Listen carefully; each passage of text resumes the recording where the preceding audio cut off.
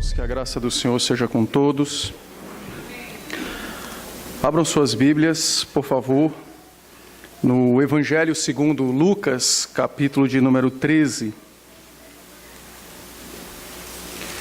Evangelho segundo Lucas, capítulo 13. Nós iremos ler os versículos de 1 a 9.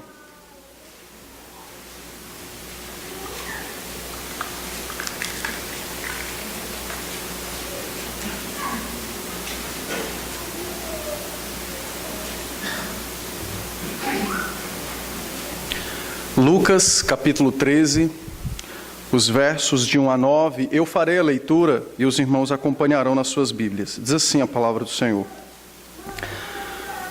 Naquela mesma ocasião, chegando alguns, falavam a Jesus a respeito dos galileus, cujo sangue Pilatos misturara com os sacrifícios que os mesmos realizavam. Ele, porém, lhes disse: Pensais que esses galileus eram mais pecadores do que todos os outros galileus por terem padecido estas coisas? Não eram, eu vou-lo afirmo.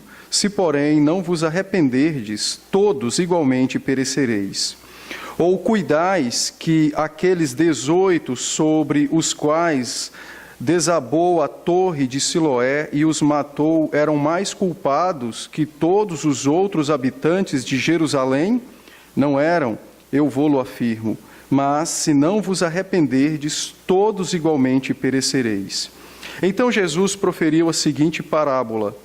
Certo homem tinha uma figueira, plantada na sua vinha, e vindo procurar fruto nela, não achou. Pelo que disse ao viticultor: há 3 anos venho procurar fruto nessa figueira e não acho. Podes cortá-la. Para que está ela ainda ocupando inutilmente a terra? Ele, porém, respondeu: Senhor, deixa ainda este ano, até que eu escave ao redor dela e lhe ponha estrume. Se vier a dar fruto, bem está. Se não, mandarás cortá-la. Vamos orar? Ó Pai, nós mais uma vez lemos a Sua palavra, mas agora com o propósito da pregação. E por isso, nesse instante, nós suplicamos Sua misericórdia e graça para conosco, a fim de que o Seu Espírito ministre a nós o ensino da palavra de forma poderosa, convencendo-nos do pecado e também trazendo-nos cada vez mais segurança do Seu amor para conosco e da salvação no Teu Filho. Que o próprio Espírito, então, nos ilumine o entendimento e o coração, a fim de que nossas almas se disponham a amar o Teu Filho, acima de todas as coisas. Sê com esse Teu servo, tem misericórdia de nós, de mim especificamente, e que minhas falhas, pecados e faltas não sejam impedimentos, ó Deus, para que o Teu povo Te ouça nessa noite. Então, somente como instrumento, usa para a Tua própria glória e para a nossa edificação. Em Teu Filho, o Senhor Jesus, é que nós oramos. Amém. Amém. Eu quero começar a partir de hoje, expor as parábolas. E, na verdade, eu iria iniciar a exposição começando pela parábola do sal e da luz, no Evangelho de Mateus. Mas, haja vista os acontecimentos dos últimos dias, julguei ser necessário iniciar essa exposição por essa parábola, já que eu iria também pregá-la em outro momento, em outra ocasião ao longo desse ano. Eu quero tratar nessa noite sobre o que significa catástrofes. Nós estamos há poucos dias de um acontecimento terrível lá na cidade de Brumadinho. O que é que significa isso? A palavra tem algum tipo de ensino sobre esses acontecimentos? E não apenas catástrofes como aquela, mas alguns acidentes que nos trazem sequelas graves, que duram às vezes por toda a nossa vida. O que a Bíblia tem a nos ensinar sobre estas coisas? Então eu quero tratar sobre isso. E esse texto, ele é um texto que responde essas perguntas. E eu peço aos irmãos que me acompanhem, então. Eu irei, já que o texto ele é um texto diferente dos demais, porque ele não é toda uma parábola. Nas outras parábolas, quando eu estiver expondo, os irmãos perceberão que nós iremos olhar para o contexto e veremos o contexto a fim de nos situar no momento histórico. Mas nesse caso é diferente, haja vista de que a parábola só é contada porque houve um fato, mas antes de contar a parábola, Cristo traz um ensino e a parábola é pronunciada a fim de exemplificar o que ele disse. Então, olhando a estrutura desse texto, primeiramente nós vamos olhar os versos de 1 a 5, e eu não irei me deter muito na parábola, porque, como eu disse, ela é apenas uma ilustração daquilo que o Senhor nos disse nos versos de 1 a 5. Tá? Muito bem. Diz o texto, então, que naquela mesma ocasião, que ocasião? A ocasião do capítulo 12. O capítulo 12, se os irmãos lerem, ele é um capítulo extenso, e o Senhor Jesus, então, está ensinando ao povo, e de modo específico aos seus discípulos. E ele trata sobre várias questões. Trata sobre a ansiedade, trata sobre a avareza, quando um homem o interrompe no meio do seu discurso e pede que ele divida uma herança. Trata também sobre juízo e sobre graça. E é exatamente nesse meio, nesse contexto desse ensino, que chegam então alguns homens, alguns fariseus, é o que nós supomos, e dizem ao Senhor Jesus que os homens aos quais Pilatos misturou o sangue deles com o do próprio sacrifício, isso era um sinal de que eles eram mais pecadores do que os outros que não sofreram tal tipo de coisa. E eles dizem isso em resposta a tudo aquilo que o Senhor ensinou no capítulo de número 12. E a colocação desses homens para aquele desastre, ela não é muito diferente da colocação que é feita ainda hoje. Quando acontece catástrofes como essa de Minas, nós vamos encontrar diversas reações. E dificilmente, até mesmo entre nós, no meio do povo de Deus, encontramos uma reação bíblica da qual devemos possuir. Muitas pessoas, quando acontecem as catástrofes, partem basicamente para duas posições. Uma, ou julgam que aqueles que sofreram a catástrofe eram extremamente maus e pecadores, e isso foi um juízo divino. Pode até ser que seja um juízo, mas quando alguns defendem esse ponto de vista, eles o fazem a fim de se defenderem, eles o fazem a fim de se justificarem. Então, alguns olham e dizem, eles eram os piores da raça, e como eu não sou como eles morreram, mas eu não. Outros, por outro lado, olham para uma catástrofe e vê um Deus que é completamente ignorante quanto aos acontecimentos e que não tem poder para nada. Olham para o incidente e apenas interpretam como sendo um acontecimento do qual Deus não gere, não tem governo, não tem nenhum tipo de poder, e aquelas vítimas são vítimas de um acaso cruel e impiedoso. Então, em linhas gerais, nós vamos encontrar essas duas respostas para acontecimentos catastróficos que acontecem no meio da humanidade. Mas o que a Bíblia nos diz é o oposto a estas duas colocações. A palavra traz uma resposta profundamente diferente de tudo isso. Observem no verso 1 que Jesus, ele conhecendo o coração dos homens, ele dará a resposta para a colocação pecaminosa que aqueles homens fizeram. Veja que aqueles homens, no verso 1, não disseram que os que morreram nas mãos de Pilatos eram piores do que os demais. Mas a motivação do coração, a intenção da alma era essa. E por esta razão o Senhor Jesus, por conhecer o coração, o entendimento, o íntimo do homem, por julgar as motivações, o Senhor Jesus então revela aquela motivação e então expõe o erro daquele indivíduo. E nessa ocasião, então, nos instrui sobre isso. Jesus então disse que o fato daquela catástrofe ter acontecido, e ele coloca inclusive uma outra a fim de corroborar o seu ensino, ele fala então de duas grandes catástrofes. Nós não temos muitos detalhes sobre isso, mas o Senhor então diz que houve uma época que a torre de Siloé, uma região dentro dos muros de Jerusalém, desabou e matou 18. E aqueles homens vieram a Cristo e disseram que Pilatos havia assassinado alguns galileus dentro do próprio templo, quando eles estavam cultuando, ou seja, no horário do sacrifício, e misturou o sangue humano com o sangue do próprio sacrifício. Então esses incidentes foram registrados no texto, e o Senhor então nos diz que nenhum deles ocorre ou porque Deus é completamente impotente, ou porque aquelas pessoas eram as piores da face da terra. Mas, na verdade, essas coisas acontecem por uma razão e para um ensino, tanto para a igreja quanto para os homens, de um modo em geral.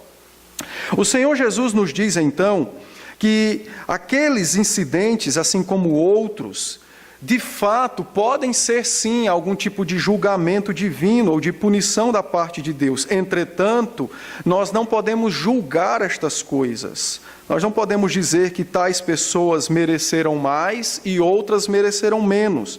Longe de nós tal tipo de julgamento, porque nós só podemos julgar aquilo que podemos enxergar. Julgar se alguém é mais pecaminoso, maligno, a ponto de receber juízo iminente da parte de Deus, é algo que compete somente a Cristo, porque é um julgamento do coração. Portanto, o que o Senhor responde àqueles homens e nos ensina é o seguinte, que a razão por que existem catástrofes sobre a terra é exatamente para ensinar os homens sobre a sua mortalidade, e não sobre a pecaminosidade dos que morrem. A razão por que existem catástrofes sobre o mundo é para ensinar, lembrar aos homens que nós somos mortais, passageiros, e não para ensinar a pecaminosidade daqueles que sofrem tal tipo de catástrofe. Aprove a Deus lembrar aos homens, inclusive à própria igreja, e Ele faz isso de uma forma extraordinária, porque nada nos lembra mais a nossa falibilidade, a nossa mortalidade, do que quando a morte chega de repente. Nada nos lembra mais que somos falíveis de quando a falência notoriamente se lança sobre o indivíduo. Nada lembra-nos mais que nós vamos morrer um dia do que quando a morte chega repentinamente e inesperadamente sobre a vida de alguns, sobre alguns. Então, o propósito das catástrofes não é para mostrar que os que sofreram a catástrofe eram mais pecadores do que os que não sofreram, mas o propósito é para lembrar aos homens, a nós, que nós somos mortais.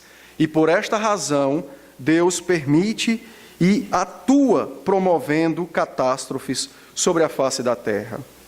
Jesus quer mostrar a nós, nesse texto, e nos ensinar de que quando essas coisas acontecem, os homens precisam olhar não para o encurtamento da vida.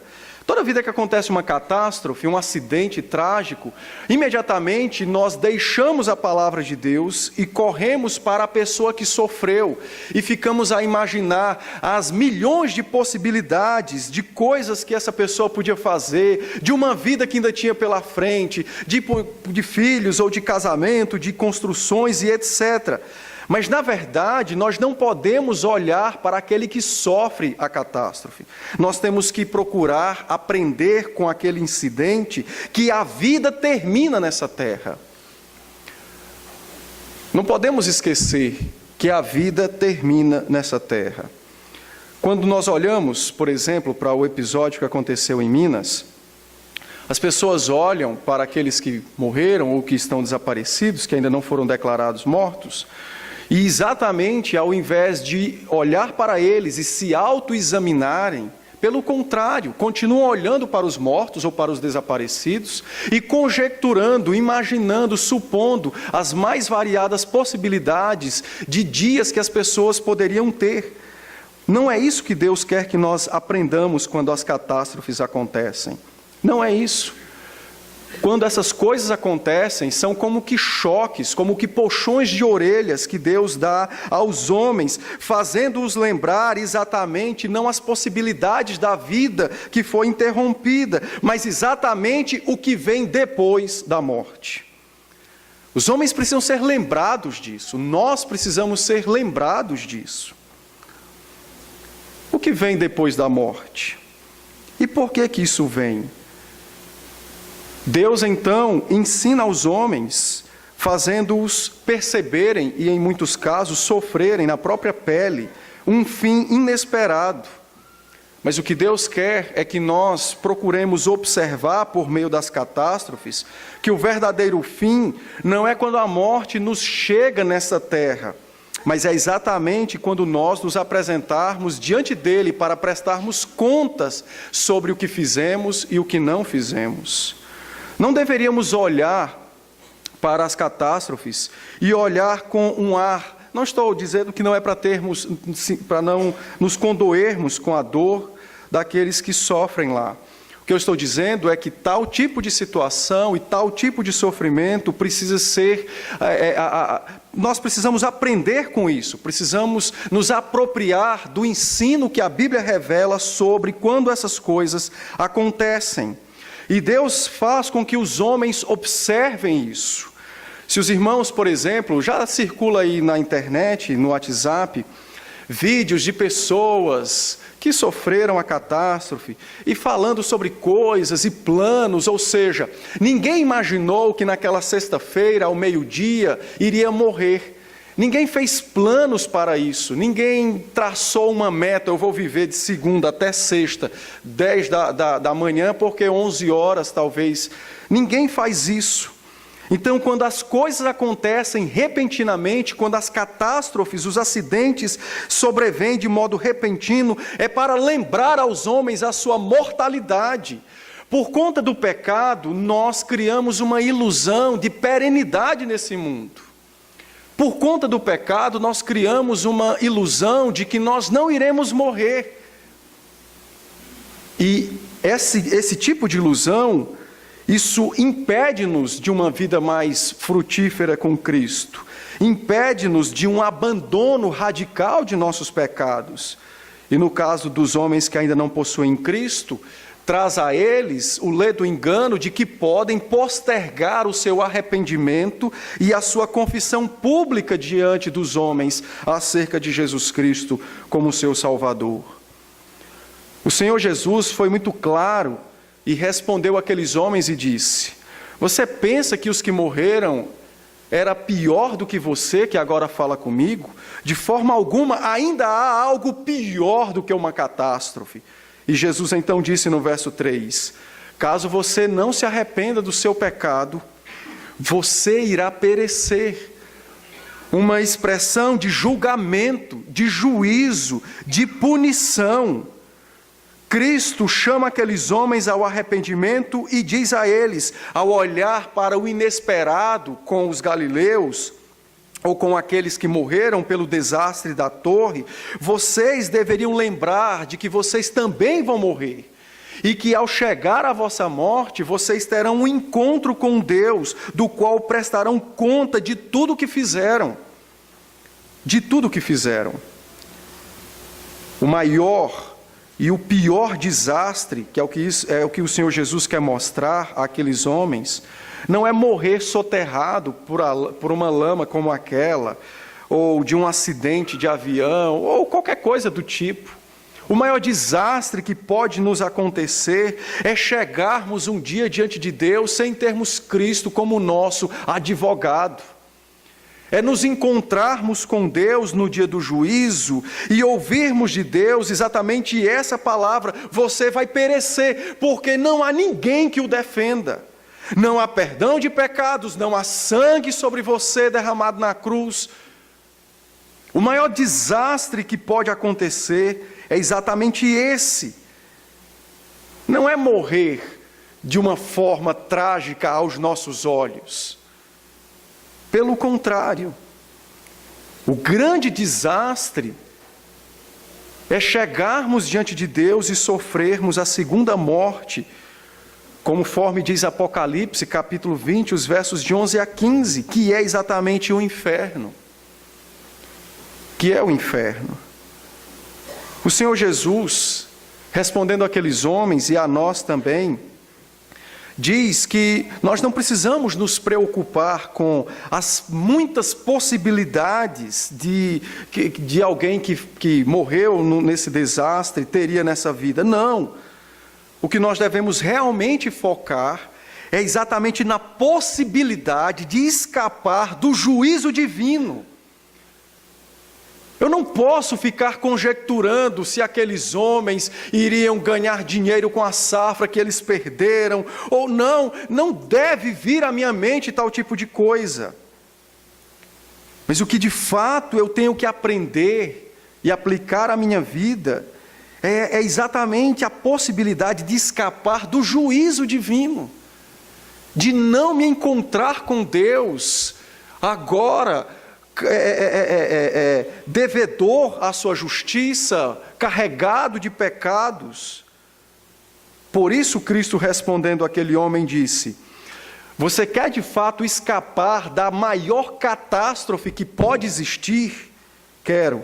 Então arrependa-se dos seus pecados. Arrependa-se. Porque a vida pode ser curta ou longa nessa terra. Não importa a forma como nós morremos. O que importa é como nós nos apresentaremos diante de Deus no dia do juízo. Olhar para essa catástrofe deve nos lembrar a nossa falibilidade. Eu acho interessante, e não estou dizendo que é errado nem pecado, mas hoje nós fazemos planos, por exemplo, de 35 meses, 50 meses. Quem faz os financiamentos? Estou dizendo que é errado. Deus, de fato, pode nos dar vida para cumprir tal tipo de propósito. Mas o errado é exatamente cairmos no erro de acreditar que os 35 meses, ou os 35 anos, desculpe, lá do financiamento, serão cumpridos pela minha força, pela minha capacidade, porque eu posso gerenciar minha vida. Isso é errado. Cria-se a ilusão de perenidade. Cria-se a ilusão de que verdadeiramente amanhã eu irei despertar. E isso faz nascer no nosso coração uma soberba, faz nascer no nosso coração um desleixo para com a vida cristã, para com a luta contra o nosso pecado. Isso faz nascer no nosso coração uma desmotivação quanto à vigilância em oração. E se Cristo voltar amanhã e interromper o seu financiamento de 35 anos? Nós não consideramos estas coisas, nós não pensamos nessas coisas. Mas Deus quer que nós pensemos nelas. E é exatamente isso que Cristo faz. Ele está mostrando a urgência e a necessidade das pessoas arrependerem dos seus pecados, porque ninguém garante que você vai estar vivo até o final do culto. Ninguém, creia nisso. Há uma urgência desesperada para que os homens abandonem os seus pecados. Há uma urgência desesperada. Porque não há garantias nenhuma de que nós teremos outro domingo para ouvir e confessar. Por isso as catástrofes existem. Por isso Deus as usa, a fim de nos lembrar que nós não somos perenos, mas mortais, a fim de nos lembrar nossa mortalidade. Quando Jesus mostra isso àquele homem, dizendo, caso você não se arrependa, você vai perecer, o Senhor Jesus está fazendo um contraste entre uma morte trágica, alguém que está passando, a torre cai e mata, ou alguém que está no culto adorando como os galileus, e chega um soldado e o transpassa com uma lança. Situações completamente inesperadas. Inesperadas. Jesus faz um contraste entre alguém morrer dessa forma e alguém morrer de forma natural, quando ele disse, arrepende-se. Ele não disse, você vai morrer daqui a pouco de forma trágica, ele disse, arrependa-se. Caso contrário, você vai perecer. Então, Jesus contrasta uma morte trágica, como a que aconteceu em Brumadinho, como de muitas pessoas que nós conhecemos, que morreram com 100 anos, 80 anos, sei lá quantos anos. Morreram em casa, alguns dizem que tiveram uma morte boa, não conheço nenhuma morte boa, mas foi uma morte boa, né? A pessoa estava dormindo. Eu não estava lá com ele para saber o que ele passou. Em todos os casos, sempre é morte, seja trágica ou seja de uma forma natural. Não há diferença no processo. Não há diferença no processo.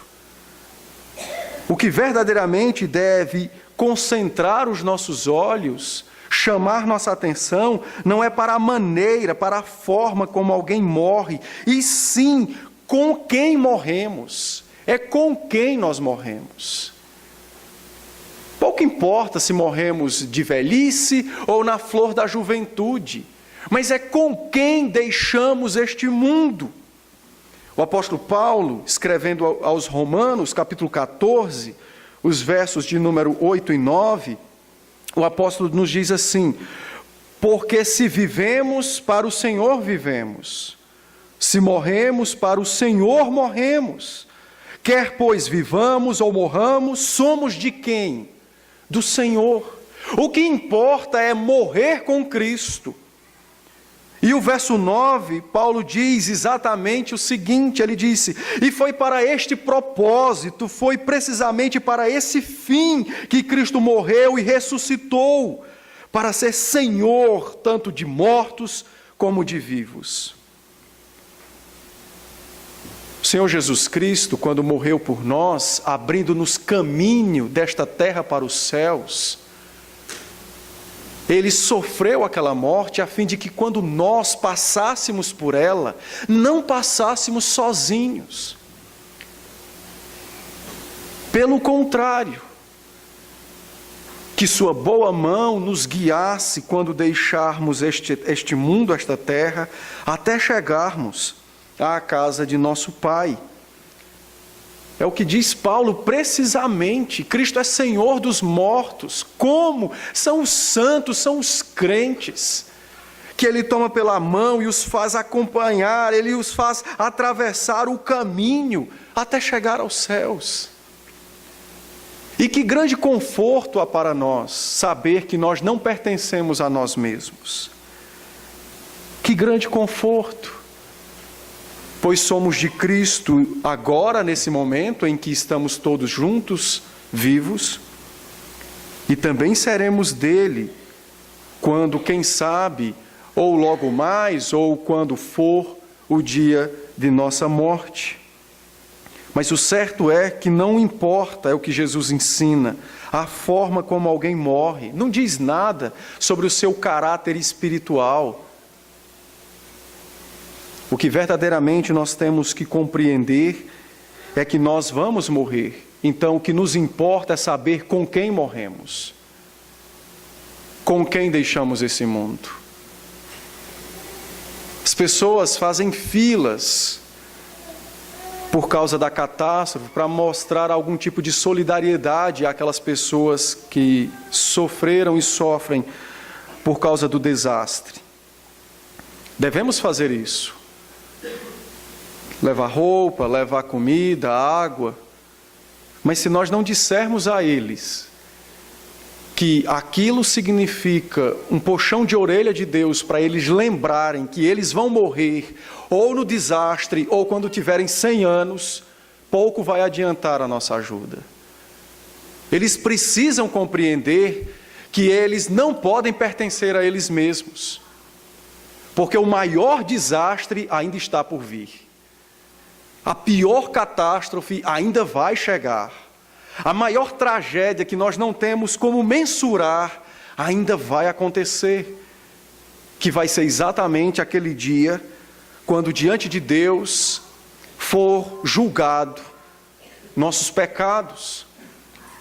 E se Cristo não for aquele que pagou a nossa dívida, aí sim, verdadeiramente, grande catástrofe, algo terrível vai acontecer com esse, caso não tenha Cristo como seu Salvador.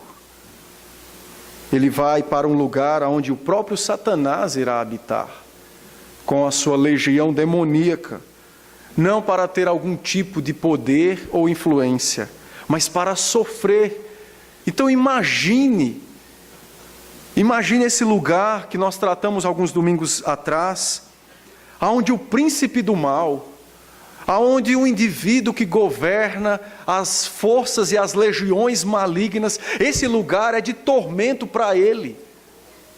E será exatamente nesse mesmo lugar que um homem pecador sem Cristo também vai se encontrar, caso não possua Jesus como seu Salvador. Isso sim é uma catástrofe, é um desastre terrível, incomensurável.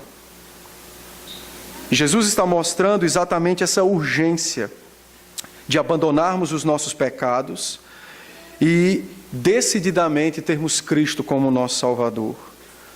Porque a urgência maior se dá por conta do nosso encontro com o Senhor, do qual nós prestaremos conta de tudo o que fizemos.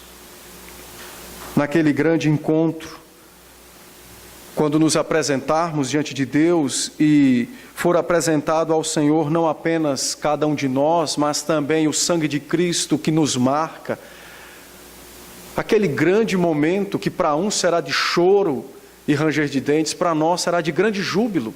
Não interessa se morremos de forma natural ou trágica, será de grande alegria. Será exatamente a concessão dos céus para sempre, a ressurreição do corpo e uma vida plena com Cristo, vivendo todo tipo de gozo e alegria que o Senhor tem reservado para nós. A resposta então que Jesus dá àquele homem é exatamente mostrando o pecado no coração. E é exatamente desse grande mal que devemos nos arrepender e fugir dele.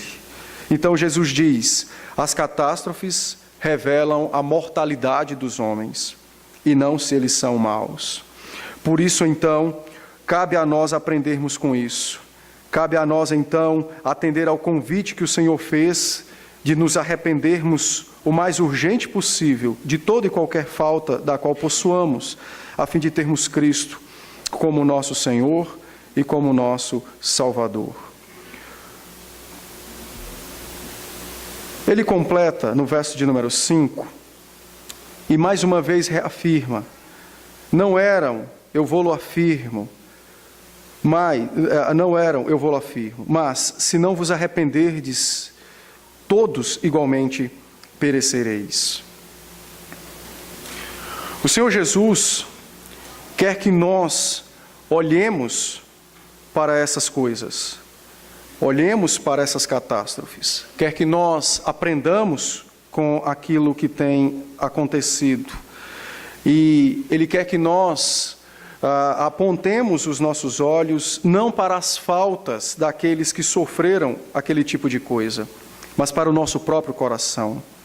É uma autoconfrontação, é a fim de que nós nos despojemos de nossos pecados e verdadeiramente com fé aguardemos Cristo revelar-se dos céus a nós, seja pela sua vinda ou seja pela nossa própria partida até Ele.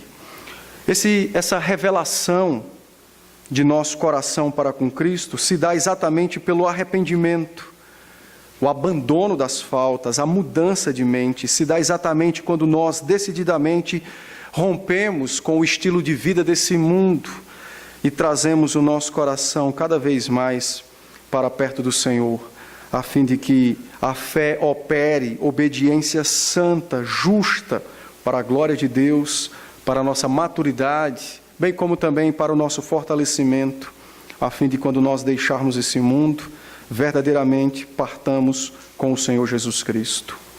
Os versos de 6 a 9, que é a parábola que nos ilustra tudo aquilo que eu falei, o Senhor Jesus fala de um homem que plantou uma figueira em uma vinha e procurando frutos nela, não encontrou. A vinha era algo muito comum em Israel, e a figueira também. Tanto a vinha quanto a figueira são usadas no Antigo Testamento como ilustrações, como símbolos do povo de Deus. E as Escrituras nos prescrevem, no livro de Levíticos, capítulo 19, verso 23, que pela lei de Moisés, uma árvore frutífera deveria reservar os seus frutos por 3 anos ao Senhor. Então aquele indivíduo possivelmente esperou a árvore crescer, chegou o momento de dar frutos, esperou 3 anos, que era o prazo da lei para que ele pudesse usufruir dela, e então foi até lá para ver se achava alguma coisa. Porém não encontrou nada, porque a árvore era estéril. Jesus mostra exatamente uma catástrofe aqui. A vinha é um lugar de produção. A vinha é um lugar onde se produz uvas, as parreiras estão produzindo há centenas de cachos. E no meio daquele pomar ali de uvas, de vinhas, havia algo anormal. Havia uma árvore frutífera, porém, que não dava frutos. Isso é uma catástrofe. O homem veio procurar e não encontrou. Quando Jesus usa essa parábola a fim de exemplificar o que ele disse acerca da urgência do arrependimento, ele usa agora a parábola mostrando a catástrofe, usando as figuras agrícolas de Israel, e ele faz isso a fim de ensinar aquele homem que o ouvia, assim como a mim e a você, dizendo o seguinte: o ministério dele está exatamente entre o juízo e a misericórdia. Jesus veio exatamente entre o juízo e a misericórdia, porque os homens, enquanto não se arrependem, são como a figueira que não produz fruto, e a qualquer momento pode ser cortado da terra e ter então a sua sentença pronunciada definitivamente de morte eterna.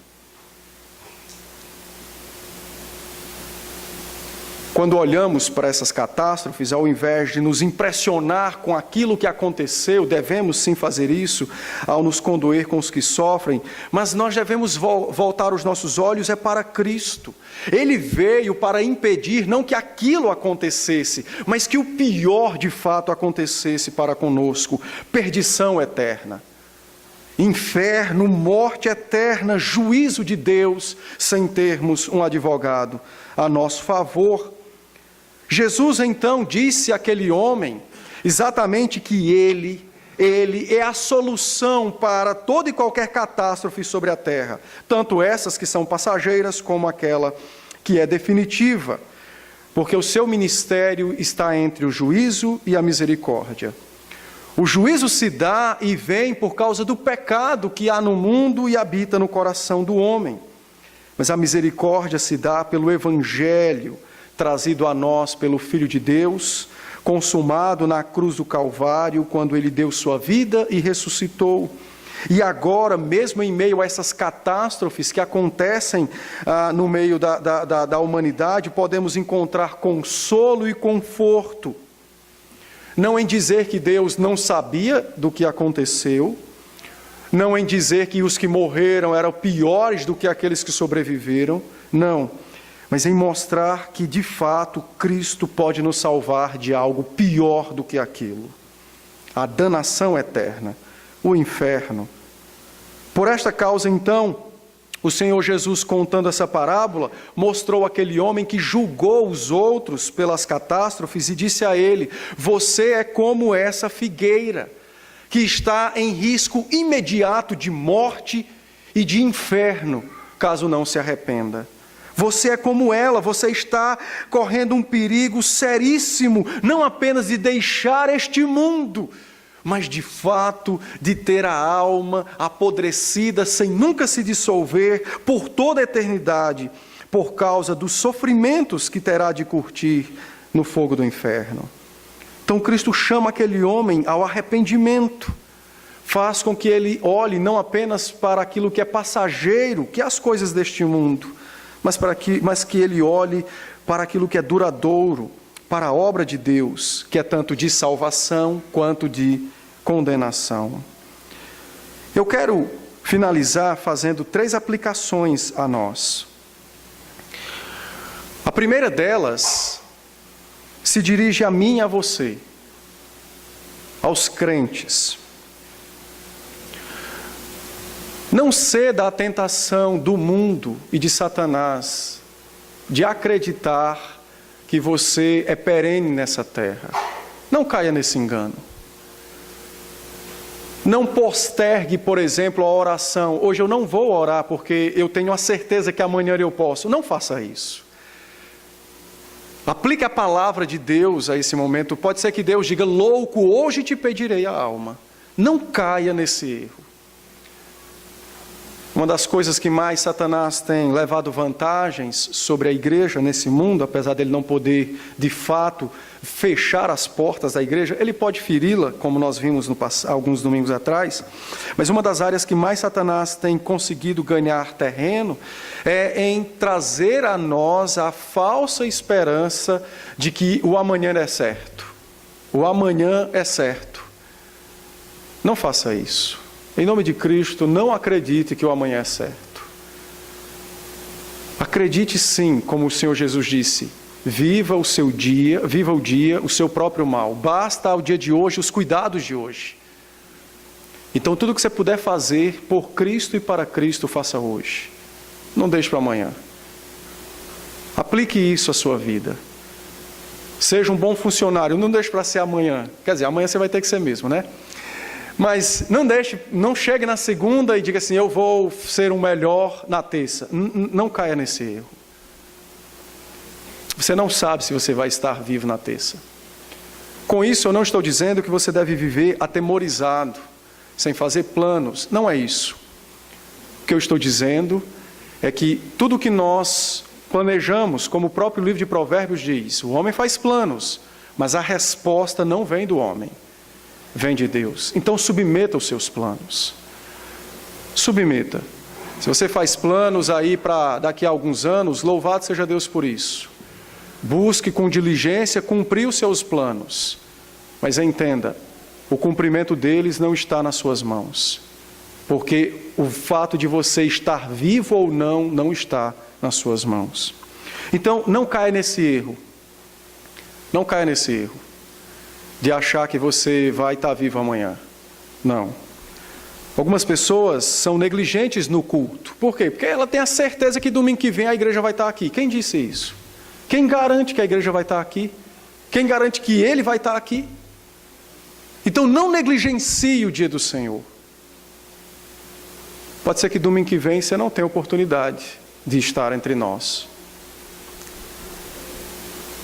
Pense nisso. Pense nisso. Confiar na direção de Deus não é uma licença para sermos negligentes nos nossos deveres. Apesar de estarmos já em fevereiro, mas estamos próximo, temporalmente falando, do ano passado, né? Então todo começo de ano, todo final de ano as pessoas fazem planos, e elas fazem planos na certeza de que vão viver aquele ano. Louvado seja Deus por isso. Chegam ao final do ano, não cumprem o plano, elas reprogramam de novo. Por quê? Porque a certeza permanece. Por que fomos negligentes no ano passado? Certamente porque caímos no erro que Satanás semeou, de achar que teremos um outro ano para sermos melhor. Não faça isso. Não faça isso. O que você puder fazer hoje, faça. Precisa ser um bom marido? É hoje, não é amanhã. Sua esposa não quer um bom marido amanhã, é hoje. Precisa ser uma boa mulher? Não é amanhã, é hoje. Bons filhos? É hoje, não é amanhã. Pelo amor de Deus, entenda isso. Um bom cidadão é hoje. Hoje eu vou furar os semáforos, mas amanhã não farei isso. Não caia nessa. Não faça isso. Cooperar na igreja? Não, eu vou cooperar. Eu tenho 20 anos, eu vou cooperar quando eu tiver 50, quando eu estiver aposentado. Olhe, fique em paz. Pode ser que Deus não lhe dê a graça de experimentar a aposentadoria do futuro. Você tem que se fazer hoje. Rapaz, eu tenho 70 anos, já vivi demais, mas quando eu tiver mais uma folguinha, eu vou servir. Não caia nesse erro. Não seja negligente na obra do Senhor. Seja como a videira frutífera, não como a figueira. Segunda coisa, talvez haja entre nós alguém que não tem Cristo como Salvador. Então, eu preciso lhe dizer que você está num risco muito mais eminente de desastre do que aquelas pessoas estavam no refeitório abaixo da barragem que se rompeu às 11 horas e 59 minutos, já que a previsão de rompimento foi 12 horas. Você corre um risco seríssimo. Talvez você viva 100 anos nessa terra, não tem problema, você vai morrer. Essa é uma coisa que ninguém tem dúvida. A grande questão é com quem você vai morrer. E a pessoa que lhe espera para que você preste contas do que você fez, pensou e disse, é o Deus Todo-Poderoso. Então, o juízo, o risco iminente de catástrofe é imensurável, não tenho nem o que dizer. Então, pelo amor de Deus, curve-se diante de Cristo e suplique misericórdia a Cristo. Ele é gracioso e ouve a oração do pecador quando está contrito. Mas não deixe para se arrepender amanhã não, porque pode ser que você durma e não desperte. Então, se há alguém que não tem certeza da salvação, se não tem Cristo como Salvador, em nome de Cristo, arrependa-se. Não deixe para amar a Cristo amanhã, é para amá-lo agora. Cuidado, muito cuidado. Você corre risco terrível de passar por duas mortes. Uma nesta terra e a outra no dia do juízo. E a terceira grande lição que esse texto nos ensina é exatamente, voltando agora para a igreja novamente. Meus irmãos, nós não podemos ser negligentes na evangelização. Já percebeu que nós temos parentes descrentes e nós não nos importamos em orar e levar o evangelho a eles, porque nós temos certeza que ele vai viver alguns dias até que surja uma oportunidade, não sei quando, não sei como, para ouvir? Já perceberam que nós temos esse tipo de coisa no coração? Você não sabe nem se ele vai estar vivo, nem se você vai poder levar Cristo a ele. Muitos pais são negligentes na evangelização dos filhos, porque estão contando de certo que quando o menino fizer 18 anos, vai fazer profissão de fé na igreja por causa das classes da escola dominical. Olha, não faça isso. Em nome de Cristo, não faça isso. Deus não nos confiou a responsabilidade para salvar ninguém, mas nos deu o privilégio de falar da salvação. Você tem filhos descrentes, fale de Cristo para ele. Fale hoje. Se ele estiver vivo e você vivo amanhã, fale amanhã de novo. Você orou hoje por ele, ore amanhã de novo. Enquanto Deus conservar você e ele vivo, fale de Cristo. Já falei demais, pastor. As pessoas não me ouvem. Viva Cristo. Mostre a eles Cristo pela vida e pelas palavras. Mas não caia na sedução de contar com o certo para o amanhã. Você tem filhos? Interceda a Deus pelos seus filhos. Grandes ou pequenos, no ventre ou já nascidos, não interessa. Você só tem hoje, aí você tem que entender, para orar e falar de Cristo para eles. Faça com fé, na esperança que Cristo, como um Salvador bondoso, ouvirá um pai e uma mãe que suplica por algo que é gracioso, a salvação da alma de um filho, de um pecador, de alguém. Mas não negligencie isso. Ore pelos seus filhos. Fale de Cristo a eles. Leia a Bíblia a eles, compre livros que falem, que expliquem o Evangelho, dê a eles para ler se souberem ler. Mas em nome de Cristo, não conte com a certeza de que ele vai estar vivo amanhã, depois, para um missionário da China cair de paraquedas na vida dele e dizer a ele de Cristo e ele se salve. Não faça isso. Pode ser que isso aconteça, porque Deus, na sua infinita misericórdia e graça, Pai bondoso que é, corrige nossas falhas, quando se trata do plano de salvação. Mas não é assim que é o padrão. Não é assim. Então, não descanse. Durante o tempo que estiver com vida, acerca da fé, do arrependimento e da salvação daqueles que você sabe que ainda não professaram publicamente Cristo como seu Salvador. Não descanse. É criança, é adulto, mas persevere nessa obra. Não esqueça disso jamais, porque as catástrofes lembram a nossa mortalidade. Pode ser que Deus nos dê muitos anos de vida, é nosso desejo. Pode ser que Ele não queira isso. Mas seja vivendo muito sobre a terra ou pouco, o que importa é deixarmos ela com Cristo, nosso Salvador.